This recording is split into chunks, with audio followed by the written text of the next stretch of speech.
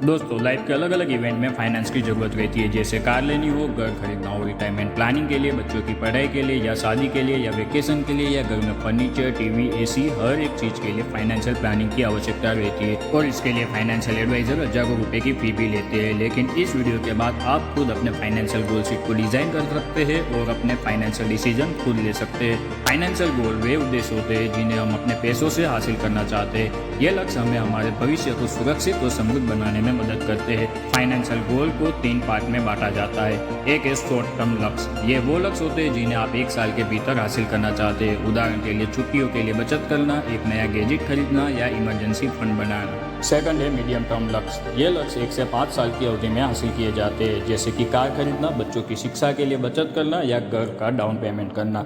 Third है long term लक्ष्य। ये लक्ष्य 5 साल से अधिक समय के लिए होते हैं। इनमें रिटायरमेंट प्लानिंग, बच्चों की उच्च शिक्षा या एक घर खरीदना शामिल होता है। अब हर गोल को अचीव करने के लिए 3 स्टेप को फॉलो करना चाहिए। पहला स्टेप है हमारे जीवन में जो भी चीज़ें हो रही है उसे आइडेंटिफाई करना। हर इंसान की सिचुएशन अलग अलग होती है और उसी के हिसाब से हर इंसान का फाइनेंशियल गोल डिसाइड होता है। जैसे कि किसी की उम्र 25 साल से 35 साल के बीच में है और अगर वो बंदा एक रेंट के घर में रह रहा है तो उसकी प्रायोरिटी घर खरीदना हो। दूसरी ओर किसी एक बंदे का सन 10 साल का है तो आने वाले समय में उसकी प्रायोरिटी उसके सन के एजुकेशन के लिए फंड कलेक्ट करना रहेगा। इसलिए हर इंसान को अपने लिए सबसे पहले लॉन्ग टर्म, मिड टर्म और शॉर्ट टर्म फाइनेंशियल गोल को डिसाइड करना चाहिए।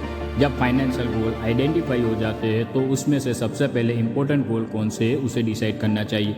प्रायोरिटी डिसाइड करने के लिए हर फाइनेंशियल गोल को 2 पार्ट में डिवाइड करना चाहिए। इसमें सबसे पहला है रिस्पॉन्सिबिलिटी, यानी वो चीज़ें जो सबसे इंपॉर्टेंट है और आवश्यक भी है। दूसरा है गुड टू हैव, यानी कि वो चीज़ें जो अगर आपकी लाइफ में न भी हो तो कुछ ज़्यादा फर्क नहीं पड़ता है। जैसे खुद का घर खरीदना, ये एक रिस्पॉन्सिबिलिटी है, जबकि एक न्यू कार खरीदना ये गुड टू हैव की कैटेगरी में रख सकते हैं। रिस्पॉन्सिबिलिटी के एरिया में buying home, child education, child marriage, retirement planning, mediclaim जैसी चीज़ों का समावेश होता है। कि buying new vehicle, long term vacation या महोत्सव की चीज़ों को गुड टू हैव की कैटेगरी में रख सकते हैं। हर इंसान को अपने फाइनेंशियल गोल को डिसाइड करना चाहिए और हर इंसान को अपने फाइनेंशियल गोल की शीट बनानी चाहिए जो आपको गाइड करता है कि आपको किस तरीके से अपने फाइनेंस को मैनेज करना है। फाइनेंशियल गोल शीट के लिए एक तरफ नियर टर्म, मिड टर्म और लॉन्ग टर्म को लिख ले, दूसरी तरफ रिस्पॉन्सिबिलिटी और गुड टू हैव को लिख ले।